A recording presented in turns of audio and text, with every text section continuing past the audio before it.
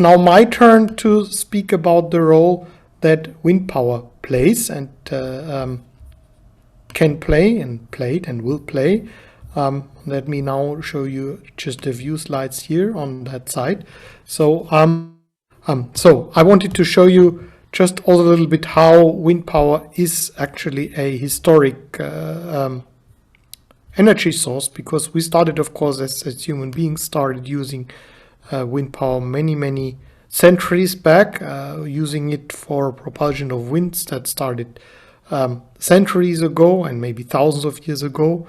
Using it for mechanical purposes started like maybe 1,000 years or even more ago. It came to Europe from Arab countries where it was already common technology. Some countries like the Netherlands, and I'm glad that Marit from the who is Dutch is with us here.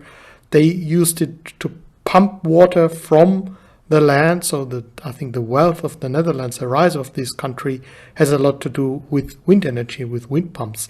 End of the 19th century, there were 200,000 windmills all over Europe, using mainly for grinding, for, of course, as for sawing wood, for many different purposes. And then the way we use wind power mainly today for electricity generation, that started in parallel in Europe, in Scotland, France, and in the United States at around 1887, 1888, with then some further developments just a couple of years later in Denmark, with Paul Lacour.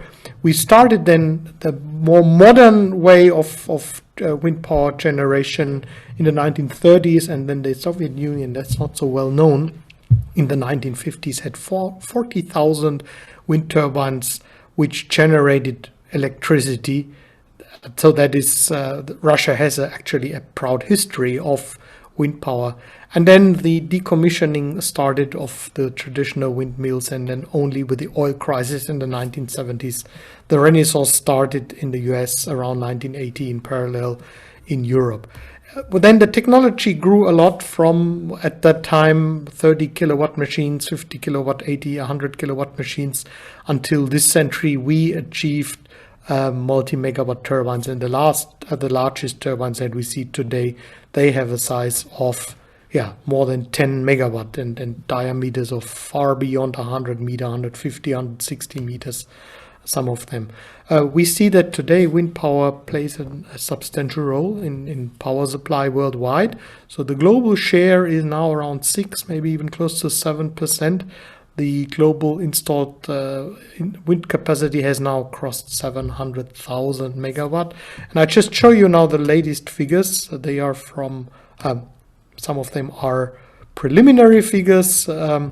We have now an installed capacity of around 735,000 megawatt by the end of the year 2020. China did an amazing job last year in spite of the pandemic situation, installed close to or around 50,000 megawatt in 1 year. United States also saw a record of 17 gigawatt in total. So these are preliminary figures, but certainly the best ever installations, new record installations in spite of the corona pandemic situation. And that is certainly not the end. Year 2021 will also see strong growth in many parts of the world. When we talk about wind turbines, we should not forget about the small wind turbines, and those that we usually define as up to 100 kilowatt. Many of them used to supply power for households. The average size should be like 3 to 5 kilowatt. So we have more than 1 million of these units also installed across the globe. Many of them actually in China, but also in many other parts of the world. So let me summarize what is the role and what is the future that we see for wind power. We have some scenarios also for wind power, what the role that wind power can play.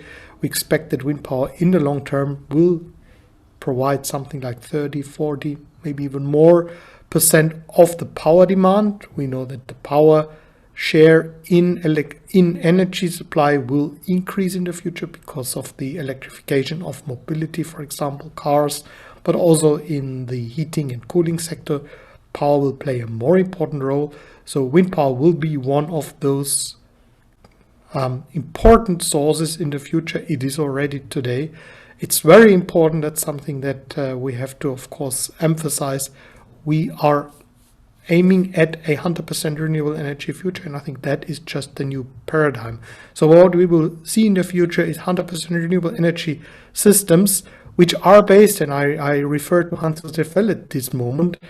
Of course, they are much more structured in a decentralized way. So citizens, communities, they play a very, very important role, because many of us in the future will become not only consumers of energy, but also producers of energy with solar home systems, but also having small wind turbines, or we are shareholders of a wind farm, but that of course can also be the case for other renewable technologies.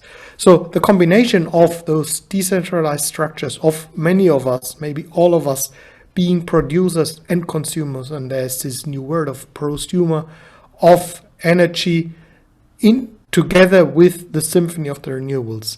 The symphony means that all the renewables having to play their role. That is certainly how we can see a bright future for all of us, because the energy, wind power, solar, bioenergy, geothermal energy, hydropower is practically available everywhere in abundance. It's just a matter of how we create the symphony out of them, how we compose the energy mix of the future, which will be 100% renewable energy. And I think there is a bright future. We are certainly not relying anymore on sometimes devastating energy sources, risky energy sources such as nuclear power or fossil energy sources with all their problems, in particular climate change. With this, I hope I could present you the role that wind power is already playing and will play in the future. And thank you from my side for your attention.